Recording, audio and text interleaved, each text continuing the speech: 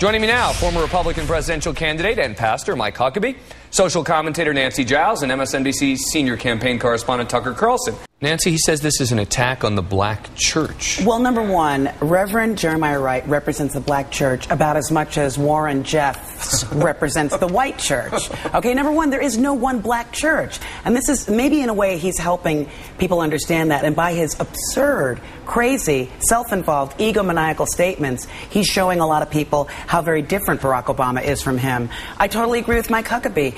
Barack Obama has been nothing but loyal to him as a member of his parish. It's true, he attended, he was married by Reverend Wright, his kids were baptized by him, but this guy has not been loyal. He has not acted in any way that I can see, Christian or spiritual. All he's done is go for the limelight. And like Showtime at the Apollo, I'll make a little black reference, get that hook, get him off, and get the guy dancing, get him off. He keeps denying. Well, I mean, he keeps saying that it's snippets. Right. He said this stuff. I know he did. And I think that little clip you just showed where he talks about, he speaks of hope. I spoke of hope. I mean, if that's not competitive, I don't know what is. Like, I talked about hope first. No one's paying attention to me. I mean, it really is like that. It's like, I feel like he's like the old school civil rights leaders who I respect incredibly, who laid down their lives and did so much to try to improve the lives of everyone in this country. But I think there is a jealousy there of someone that's new and fresh and didn't go through their so-called trenches that's going forward and trying to bring everybody together. And how crazy is that?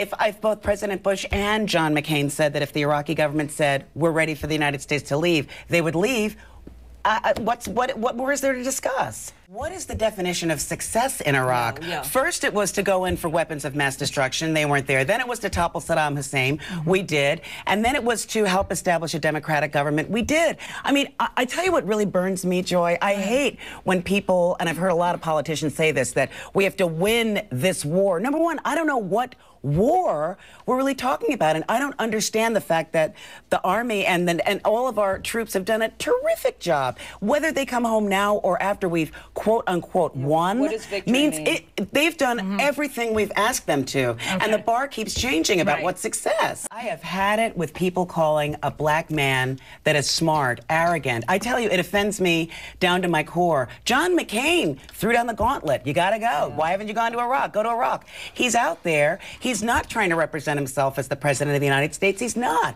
He's talking, he's listening, and he's a damn good story. It's been really weird for me to sort of look at the audience, look out into the audience, and see, for lack of a better way of putting it, a sea of white people with a few little flecks of color. I mean, it's almost like going back in time, and it makes me, frankly, like a little uneasy. I find it off-putting when people keep repeating over and over that Barack Obama has to appeal to the white working class vote. You hear this constantly, and yet I never hear anybody really, really, truly challenge John McCain on appealing to the African-American working class vote or anything other than his little comfort zone. I mean, we're part of this country as well, and it makes me really uneasy to see a group assembled that's so non-diverse.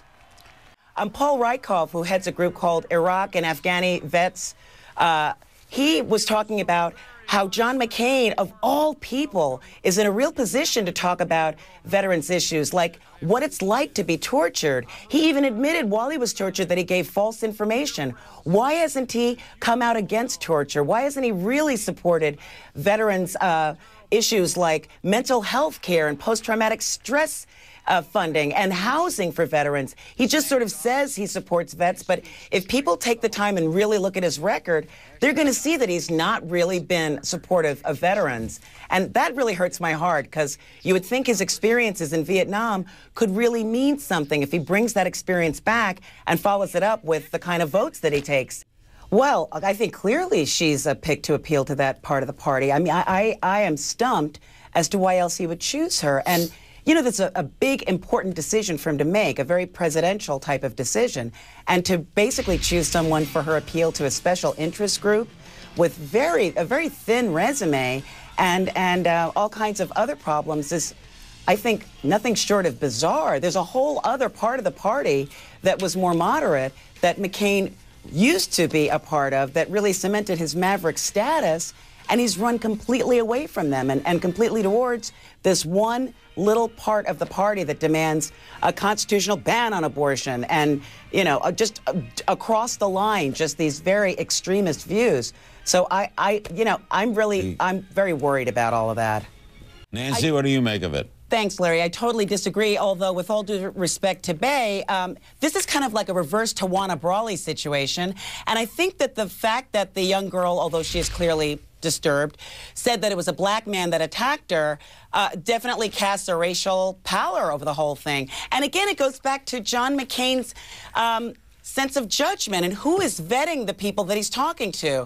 Joe the plumber turns out not really to be a union plumber. He doesn't have enough money to buy the company he claims he was going to buy. This girl, the whole thing didn't happen, and yet McCain calls and offers his support and sorrow and stuff.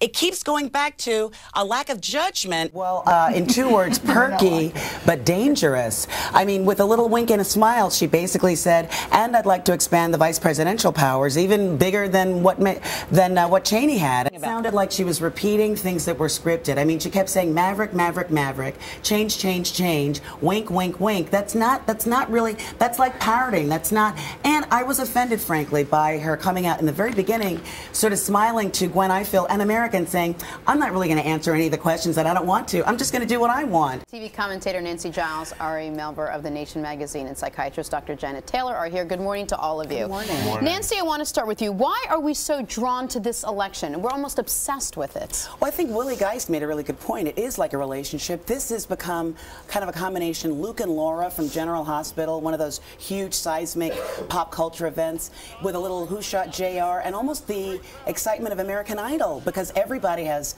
something invested in who's going to win. We've followed these characters as if we were watching a reality show over the last 2 years. And our hearts are pumping, the adrenaline's happening, and the emails have been going back and forth from the primary, from the announcements to the primary. Sure. There's race, there's gender, there's good looks, there's army, there's, you know, military history, there's sexism, there's Absolutely. sex. It's incredible. Are we seeing the blending, the melding of pop culture and politics and this whole election campaign for the first time, a real blending of the two? I think it's really reached a zenith because it sort of started back in the 60s, you know, with the Kennedy-Nixon debates. Kennedy looked so much better than Nixon on TV, and he was young and vital and didn't have the 5 o'clock shadow, and Jackie was beautiful, and it's progressed since then. You've had songs in 1968, 40 years ago, after the tragedies of Martin Luther King and Bobby Kennedy.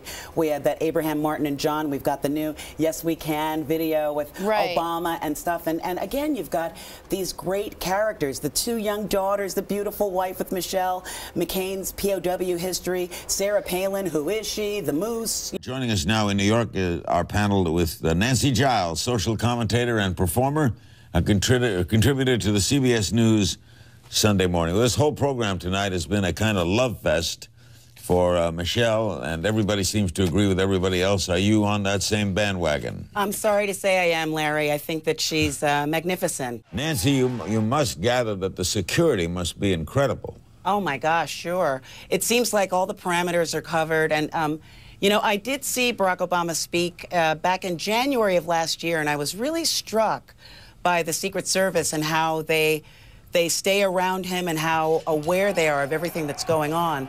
And I think about that every time he goes somewhere, or especially in a case like this where there are people, and I respect the people of Britain getting out and letting their feelings be known about the conference and about the world economy.